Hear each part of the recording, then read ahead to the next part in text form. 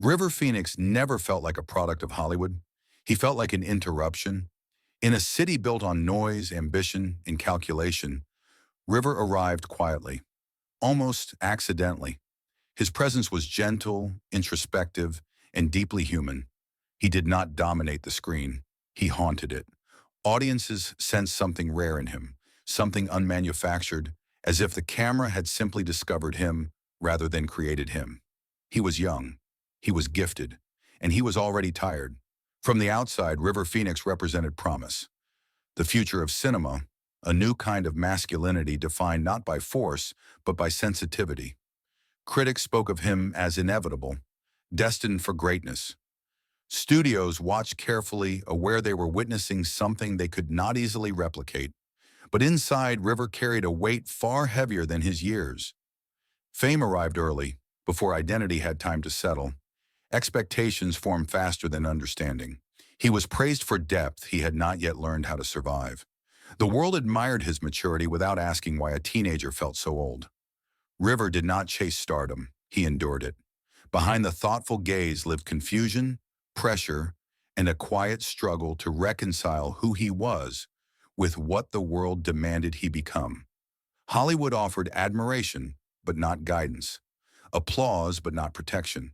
And River, raised on ideals of purity and escape from excess, found himself surrounded by temptation without preparation. The tragedy of River Phoenix is not that he died young, it is that he lived intensely before he ever had the chance to grow. Because some stars are not extinguished by darkness, they are consumed by light. River Phoenix was never meant to burn so brightly, so early, and yet the world watched him rise with fascination, unaware that tomorrow, the future everyone assumed he would reach, was already slipping out of reach. River Phoenix's childhood did not resemble the Hollywood dream people later projected onto him. It was nomadic, fragile, shaped by ideals that promised purity but delivered uncertainty. His early years were spent moving constantly, living on the margins, guided by beliefs that rejected materialism and excess. On the surface, it sounded noble. In reality, it left little room for stability. He learned early how to adapt, how to observe, how to stay quiet. Music became refuge. Acting followed not as ambition, but as necessity, a way to support a family that relied on his talent long before he understood its cost. Responsibility arrived too soon, settling on shoulders still meant for childhood. River did not resent it. He absorbed it. His values set him apart. He spoke openly about compassion, animal rights, environmental responsibility. He rejected the excesses that surrounded him, insisting on a life guided by conscience rather than consumption. The public admired his integrity. Hollywood found it inconvenient. Being different carries a price. As his career grew, so did the pressure to reconcile his ideals with an industry built on compromise. Interviews turned him into a symbol of moral purity, a role just as restrictive as any character he played. Expectations tightened. Any deviation felt like betrayal, not of the audience, but of the image they had constructed around him. Inside, tension built quietly. River struggled with contradiction, a young man seeking simplicity while living inside constant attention. He wanted authenticity in a world that rewarded performance. He wanted freedom from systems he could not fully escape. The weight of being the good one became suffocating. He did not rebel loudly. He withdrew inward. And in that withdrawal, confusion took root. Because when a person is admired for being different, there is little space to admit uncertainty. There is even less space to fail. River Phoenix was growing up under a spotlight that did not understand him, praising his ideals without offering the support needed to sustain them. And beneath the calm exterior, the pressure of being exceptional, ethical, and endlessly composed began to fracture something delicate. His childhood had taught him endurance. Fame would test how much of it he had left. As River Phoenix entered his late teens, fame did not arrive as celebration. It arrived as gravity. Roles grew more demanding, praise more absolute, and the distance between who he was and who he was expected to be widened quietly, relentlessly. Critics spoke of him as a generational talent, the rare young actor who seemed to understand sorrow without being taught it. The compliment meant to elevate him, also trapped him. He became a projection of hope, of conscience, of a future Hollywood wanted to believe in. Films like Stand By Me and My Own Private Idaho revealed a depth that felt startlingly real. Rivers' performances carried vulnerability without calculation, tenderness without protection. Audiences did not just watch him. They recognized something of themselves in him. That recognition came with a cost. He was no longer allowed to be ordinary. Success intensified the contradictions he lived with. He earned money he did not value. He received attention he did not seek. He was praised for sensitivity in an environment that punished it. Hollywood celebrated him publicly while privately pushing him toward choices that conflicted with his values. Meetings blurred into obligations. Expectations hardened into rules. The freedom he had imagined fame might bring felt increasingly inaccessible. Inside, River grew quieter. He felt responsible not only for his family, but for the ideals others had placed upon him. To disappoint felt immoral. To admit confusion felt like failure. He carried himself carefully, guarding an image of calm that grew heavier by the day. When exhaustion surfaced, it was mistaken for introspection. When doubt appeared, it was reframed as depth. The weight pressed inward. River searched for balance through music, through friendships, through moments of escape that felt harmless at first. But escape, when used to survive pressure rather than celebrate life, shifts subtly into something else. Boundaries blurred. Nights stretched longer. The line between relief and risk thinned. He was still working, still admired, still called the future. Yet the future began to feel abstract, a promise endlessly postponed. River Phoenix was living intensely in the present because the present demanded everything he had. There was no rehearsal for what came next, no instruction manual for a young man carrying expectations far beyond his years. Rising fame did not break him, it compressed him. And under that pressure, something essential began to fracture, quietly, invisibly, as the world continued to applaud, unaware that tomorrow was becoming harder and harder for him to imagine. Temptation did not arrive in River Phoenix's life as rebellion. It arrived as relief. The pressure he carried had no obvious outlet.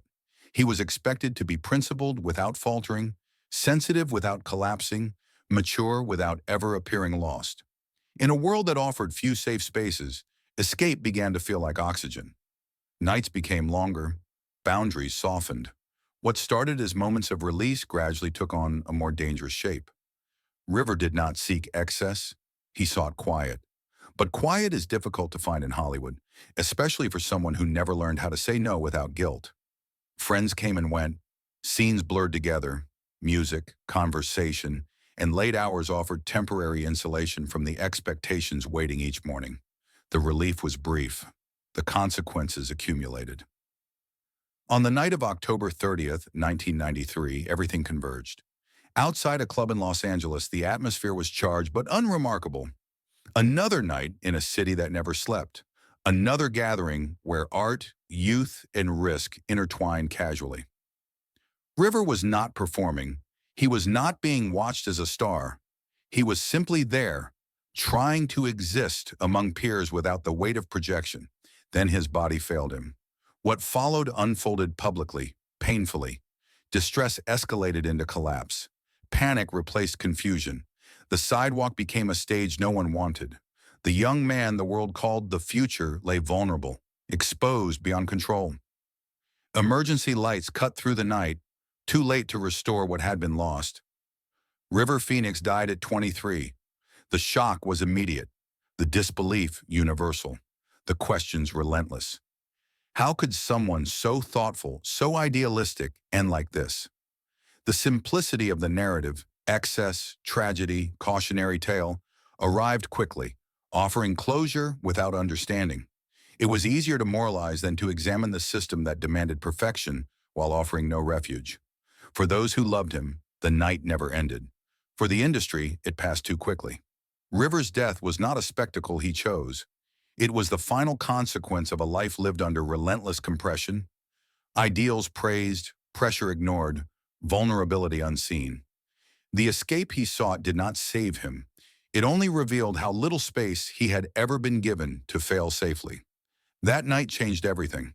It ended tomorrow. The aftermath arrived before grief had time to breathe. News spread faster than understanding ever could. Headlines formed a narrative almost immediately. Simple, consumable, and dangerously incomplete. River Phoenix became a cautionary tale overnight, his complexity reduced to a single night and a single mistake. The industry prefers endings that feel final. They require less responsibility. Mourning turned public. Silence became spectacle. Friends struggled to process loss while the world demanded explanation. Those closest to River spoke of confusion, regret, unanswered questions that would never find a voice. The sidewalk where he collapsed became a symbol, not of a life, but of an ending stripped of context. Hollywood moved quickly to mythologize him. He was remembered as purity corrupted, promise wasted, talent undone by excess. It was a story that felt familiar, almost comforting in its simplicity. If the tragedy could be blamed on a single choice, the system that shaped him could remain unexamined. The pressures, the expectations, the isolation, all faded quietly into the background. But the cost of that myth was immense. A future vanished, not just in years, but in possibility. River Phoenix was an artist still forming, still searching, still learning how to live inside his values without being crushed by them. His work suggested a depth that had only begun to surface. Roles left unplayed, music left unfinished, growth left unrealized. For those who admired him, grief carried an unsettling question. What would he have become if given time? His death also left a shadow over those who remained. Friends carried guilt, family carried silence. An entire generation of artists felt the absence. A sense that something rare had been lost before it could fully shape the landscape it promised to change. Time passed. Tributes softened. The story settled into legend, but legends rarely honor complexity.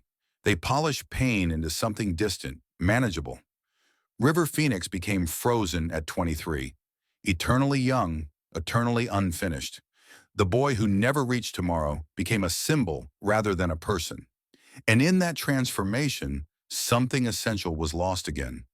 The truth that his life was not a warning about excess, but a reflection of how little space existed for a sensitive soul to grow safely under relentless expectation. River Phoenix is remembered as a beginning without an ending, a face frozen in youth, a voice caught mid-sentence, a future imagined but never lived. What the world lost was not only an actor, but a possibility, the rare chance to watch a sensitive soul grow into his own complexity. River was never finished becoming who he might have been. He was learning how to reconcile ideals with reality, how to exist gently inside a system that rewarded hardness. That work takes time, time he was never given. The tragedy of River Phoenix is often framed as inevitability, but inevitability is comforting. It excuses neglect. River did not die because he lacked discipline or wisdom. He died because vulnerability, when left unsupported, becomes dangerous. He lived under the pressure of being different, pure, the future, without the freedom to be uncertain, exhausted, or lost. The space to fail safely never existed. His legacy, then, is not a warning about temptation. It is a warning about expectation. Every performance he gave carried empathy without cynicism, sorrow without bitterness. He showed that masculinity could be tender, that strength could be quiet, that presence mattered more than dominance. In doing so, he changed cinema, briefly, irrevocably, before being asked to carry more than any young person should. River Phoenix never reached tomorrow, but he altered today. In the years since his death, artists have spoken openly about mental health, pressure, and vulnerability in ways that were once impossible. That shift did not come without cost.